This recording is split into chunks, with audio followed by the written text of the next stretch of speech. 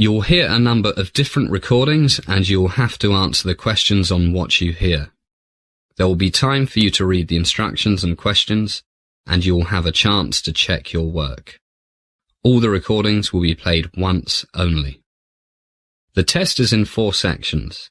Write all your answers in the question booklet. At the end of the test, you'll be given 10 minutes to transfer all your answers to an answer sheet. Now turn to Section 1. Section 1. Listen to the conversation between a doctor's secretary and Mr. Jones, who wants to make an appointment with the doctor. Now look at questions 1 to 5 on the form.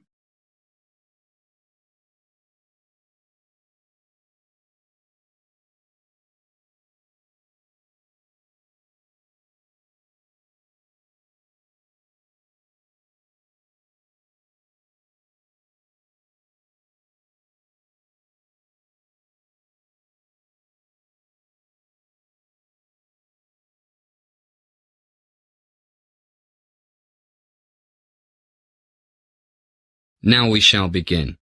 You should answer the questions as you listen because you will not hear the recording a second time. First, you have another chance to look at questions 1 to 5. Listen carefully and answer questions 1 to 5. Good morning, Dr. Ritter's office. Can I help you? Hi. Yes, I'd like to make an appointment to come in for a checkup, please. Okay. May I have your name, please? Yes, it's Jones, Peter Jones. And you want a medical examination? That's right. By the way, my name's Rebecca. I'm Dr. Ritter's secretary. Have you seen Dr. Ritter before, Mr. Jones? Actually, no, Rebecca. We've only just moved to Los Angeles 2 days ago. Great. Welcome to LA, Mr. Jones. Thank you. When would you like to come in? Any time this week would be fine. I don't have to go into office until next Monday. Okay, let me see. But first, to see how long you'll need, could you tell me why you need the medical? My insurance company needs it, and my company's, we're in real estate. Medical insurance also wants me to have one. Kind of killing 2 birds with 1 stone. Sure is. Insurance companies want a fairly complete examination, so that means you'll have to come in the morning, and don't eat or drink anything after midnight the night before. No problem. Let me see. Would 9 a.m. Thursday be convenient? 9 a.m. Thursday. No problem. Oh, I forgot. We have a meeting with my children's new headmaster that morning. That's at 11. Look at questions 6 to 10.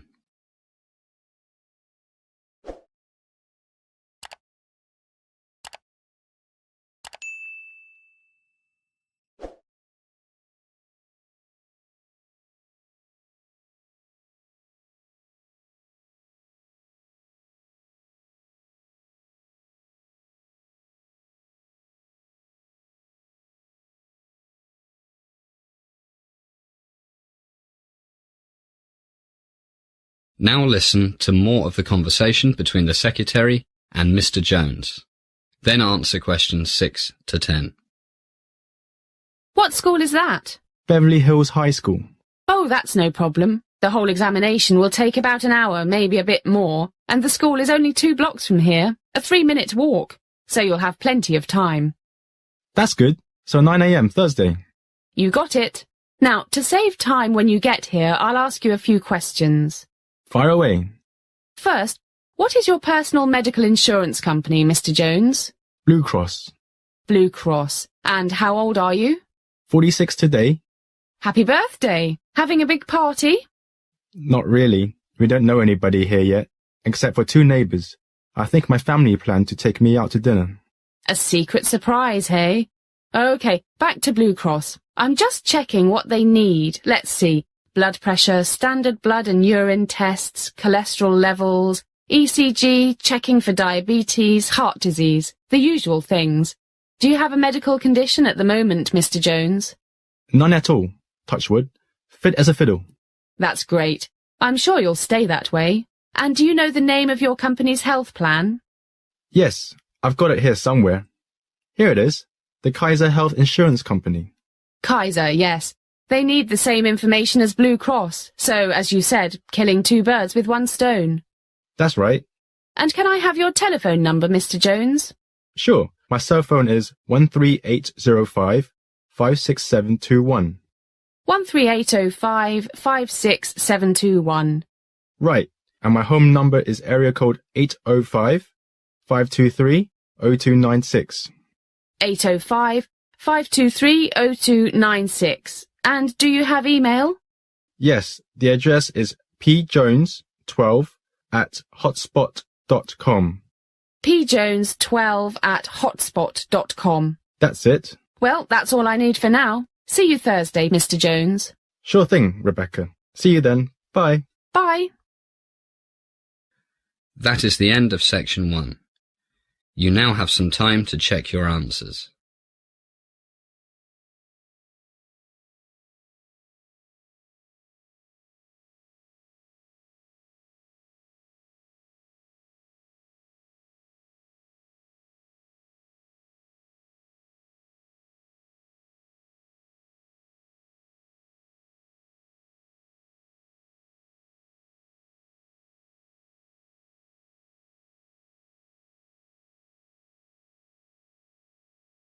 Now turn to section 2.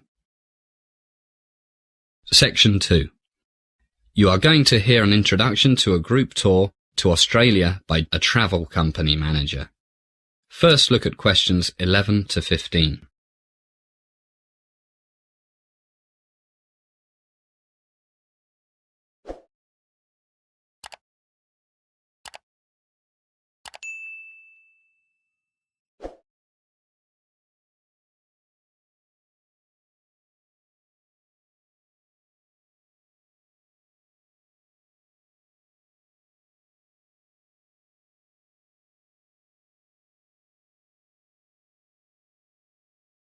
As you listen to the first part of the talk, answer questions 11 to 15.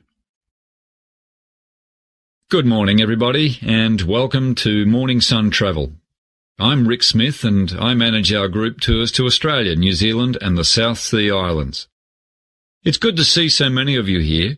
As you know, I'm going to introduce our latest product, the 21-day Grand Australian Tour. First of all, why did we develop this new tour? Well, our 2-week Aussie tours have proved really popular over the past few years, so after doing some market research, we found that there's a demand for a longer tour. In fact, looking around, I see some faces I recognise. You two went on our Australian tour last year, right? Great. Good to see you back again. If you think I'm exaggerating about Australia, you can interrupt me. Another thing. It's a long way from England to Australia, and many of our clients think it's a pity to go all that way for just a couple of weeks. So, our first 3-week tour will head off in early November, about 3 months from now. Now, if we dim the light a bit, I'll show you some slides of what we'll do and see down under. Our first stop will be Sydney. It's one of my favourite cities, and we'll arrive mid-morning and check into one of my favourite hotels, the 5 Seasons Hotel, Sydney. America's most popular travel magazine selected it as the best hotel in Australia. Believe me, it deserves every one of its 5 stars. It has fantastic views of Sydney Harbour, the famous Opera House and Sydney Harbour Bridge. And for those of you who were born to shop, it's just a short walk away from Sydney's major shopping and business districts. Great restaurants and bars, and for those of us who like to keep fit, there's a state-of-the-art spa and fitness centre with sauna and heated outdoor pool. We'll have lunch in the hotel, and then off we'll go to explore. No time for a rest. To get over jet lag, it's best to get out and do something energetic.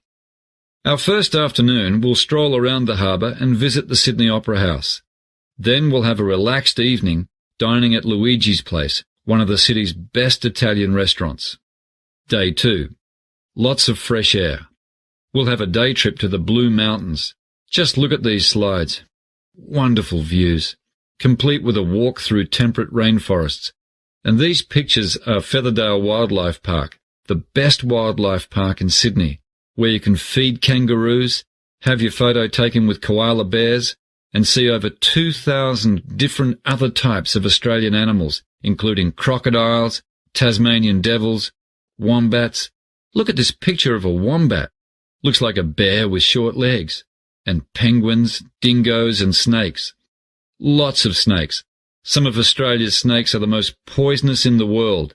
And you can also learn about Aboriginal culture. And, this is fun, try throwing a boomerang. As the talk continues, answer questions 16 to 20.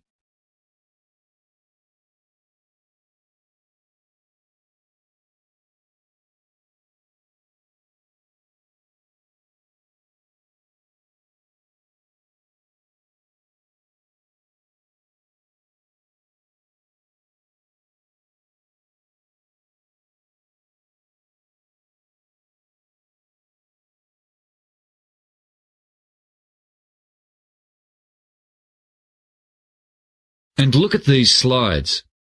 Australia's Grand Canyon, the Megalong and Jamison Valleys. Incredible. On the way back, we'll get in our bus and stop at the Sydney 2000 Olympic site, where you can see Stadium Australia, the Superdome, the Aquatic Centre, the Olympic Village, and lots more. So, day 2, great day. But that's not all.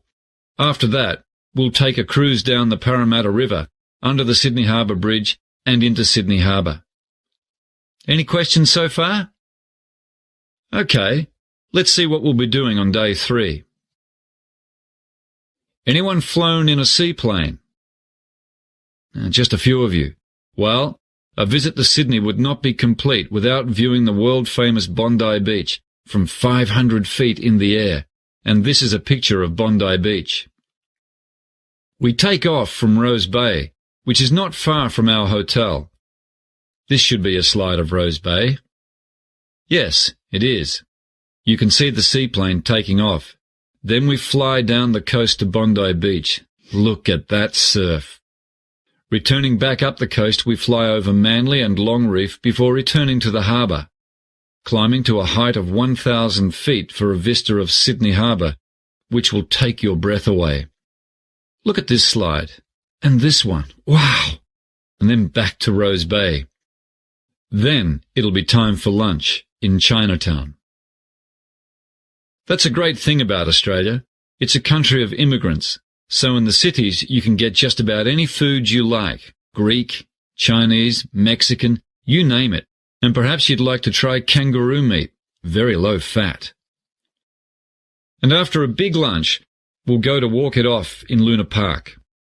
I can't begin to tell you how much there is to see and do here. We'll just run through a few slides. Picture's worth 1,000 words, as they say, to give you an idea. Hey, I see the coffee's here. It's a bit early, not to worry. Let's all grab a cup now, and then we'll move on to Melbourne, then the Great Barrier Reef, and all the other great places on the itinerary. That is the end of section 2. You now have some time to check your answers.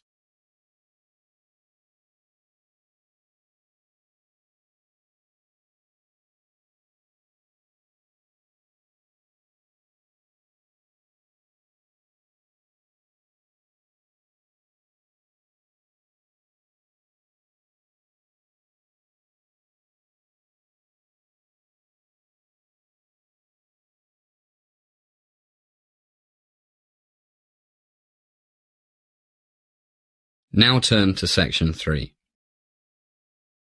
Section 3.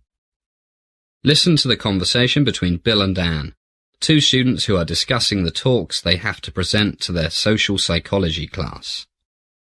First, listen to the first part of the conversation and answer questions 21 to 25. You now have some time to read questions 21 to 25.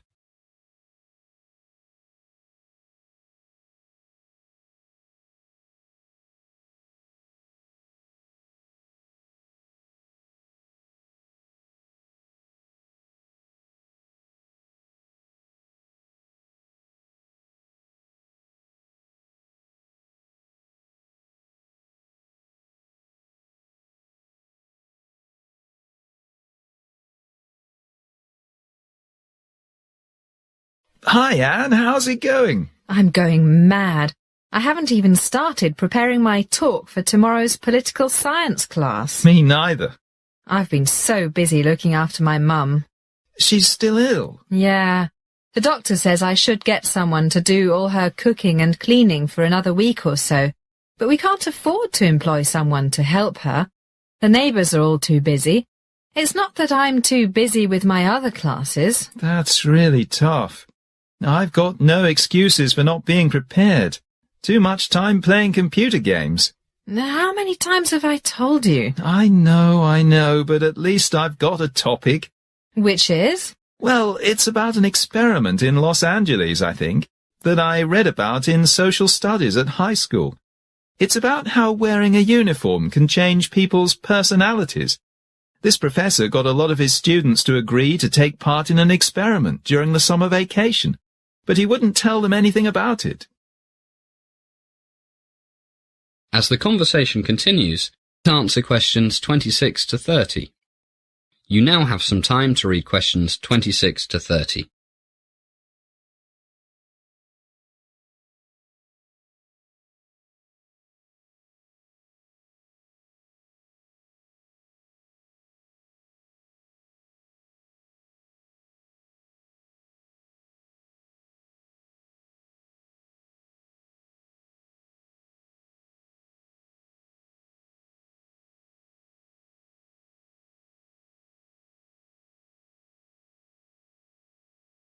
Can you remember the professor's name? No, but I think he was from the University of California at Los Angeles. Well, at least you've got the most important thing, a topic. I haven't even got that. So, what happened in this experiment? Well, the prof got the local police to cooperate. One night, they went to about 20 students and arrested them. Poor guys didn't have a clue what for. And they didn't know it was the experiment they had volunteered for? They had no idea. And it had been weeks since they volunteered for the experiment. Anyway, the cops took them to a school building that had been made to look like the inside of a prison or a police station. Can't remember. It's not important. And what happened then? Did they get charged or something? Don't know. They must have been told something, but that's not the main thing. Which was? Well, what they didn't know was that about 8 other students were waiting at the police station, or whatever it was, dressed up as prison guards. Hey, now I think I read about that ages ago. The experiment took place in the early 70s, and the students dressed as prison guards were told to act like prison guards. I've just thought of something. Did the arrested students know the other students? I don't know. I wouldn't have thought so. No, different schools, because otherwise the ones who thought they'd been arrested might have realised it was the experiment they had signed up for. Guess you're right. But then what happened? Remember? Yeah, the guards really got into it and started treating the other guys like they see on the movies, making them do press-ups, cutting their hair really short, not letting them sleep. A real power trip. The poor guys were terrified. Yeah. The experiment was supposed to last for a week, but things got out of control, remember?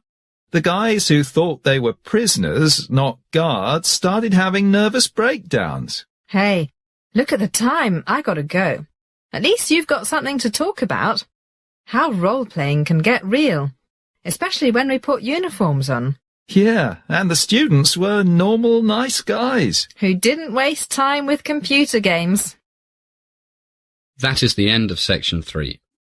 You now have half a minute to check your answers.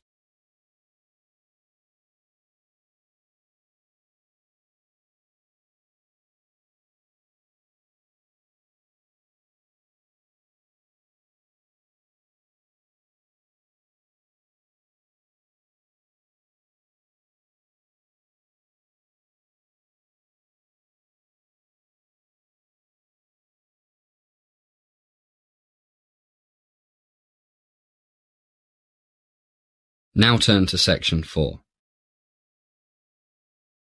Section 4. You are going to hear a lecture about sales and marketing.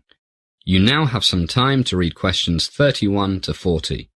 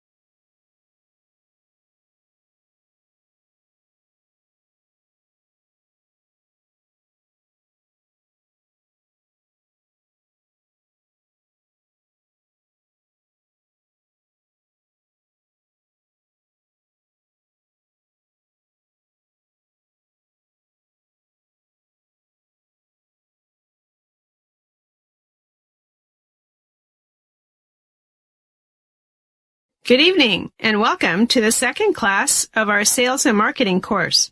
Tonight, and in the next few weeks, I'll be talking about advertising. To be specific, about different types of advertising, different types of message, all of which, of course, are supposed to make your company or your organization, the government perhaps, more successful. Now, please note that I'm not, at this stage, going to talk about advertising media. There are various choices here: radio, newspapers, television, billboards, magazines, and, of course, the Internet.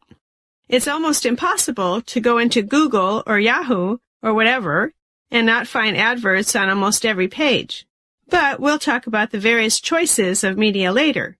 First, I will stress one thing. Advertising can be expensive. Whether you are a small business, an NGO, or a multinational corporation. So it's very important that what you spend on advertising is money well spent, money that achieves your objectives, whatever they might be. The ads must be cost-effective. It is therefore essential to use the right type of advertising with the right message that make it effective. There are several types of advertising, aiming to promote one, sometimes more, of the following things: brand name, company image, a product, a service rather than a product, or a group, like a manufacturers association or a cooperative. Can you think of anything else? Right. You might want to make people look after their health better and associate your company with things that can help them do this. But the common aim is that the advertiser wants to change or reinforce people's attitudes and perceptions, and in most cases, their behavior, maybe their buying habits. Which type you choose depends on your objectives. All clear so far? Good. Okay, let's look at a very common type, advertising designed to promote a brand name. If you go out to buy many types of product, toothpaste, detergent, cheese, how many of you think of the name of the company that made it? Right, you don't usually think of Procter & Gamble when you buy the company's Tide laundry detergent, or Cascade dishwashing powder, or the Kraft Company when you buy Philadelphia cream cheese. That's right, Philadelphia cream cheese is a registered brand name. In fact, the name of the company, Kraft, is hardly noticeable on the package. The point is that these companies have successfully promoted the name of various products, and consumers buy these products primarily because they recognize the brand name and may not even know the name of the company that makes it. So, advertising to promote a brand name is designed to create and keep strong image in the customer's mind of the product, not the company. For example, would you buy Shell? You know, the big oil company. Would you buy Shell beer? It's a famous company, but probably not. Imagine. But what if Shell had bought a brewery and marketed a beer they called Granddad's Old Ale? You can bet that the word Shell Oil Company would be in the smallest print possible and would never be mentioned in Granddad's Old Ale advertising. But when you buy a can of Shell oil or some gasoline, the word Shell is big and everywhere. So, there's nothing better than a good brand name. Now, let's look at another type of advertising. Advertising that is designed to promote a company image. Imagine you've started a new company. You might want to start by getting the company name known first, before you worry about advertising your products and services. One company that did this was in San Francisco, the San Fran Video Store. The managers decided to promote the company name rather than promote the videos they rented out. They put small ads in local newspapers that simply said, San Fran Video Store, a great selection of movies. And they also had people handing out little cards with the same message on them, plus a list of the store locations. So they didn't spend a fortune on advertising. They put most of their money into making sure they had a great selection of movies. And it worked. They started with 4 stores in 1995, and now they have, at last count, 27. Now, can you think of examples of companies advertising both a product and the company name in the same advert? Come on, you must be able to think of one. What? That's right, a good example. Makers of luxury things like perfume and fashion. For example, when Chanel brings out a new perfume, the advertising message is always something like, Nightlight by Chanel. This almost immediately gives the new perfume a good reputation because it's by Chanel, and also reinforces perception of the company name. So, the different types of advertising might not be mutually exclusive. The important thing is that the objectives must be clear, mutually supportive, and not contradictory. Another type of advertising is designed to promote a service rather than a physical product. But our time is up, so we'll leave that till next time. Good night, everybody. That is the end of section 4. You now have some time to check your answers.